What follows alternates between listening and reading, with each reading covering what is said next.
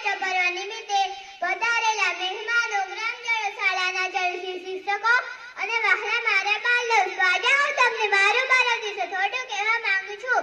તો આપ સૌ શાંતિથી સાંભળશો એવી મારી આશા. કહેવાય છે કે જનની અને જન્મભૂમિ સૌથી પણ જગ્યાથી છે. વતનનું જતન કરવું એ આપણી પહેલી ફરજ છે. જે ધરતી પર આપણો જન્મ થયો છે, જે ધરતી માટે આપણે જીવન જરૂરિયાતની વસ્તુ પૂરી પાડી છે, જેવો દેશ પ્રત્યે પ્રેમ હોય એ આધાર છે.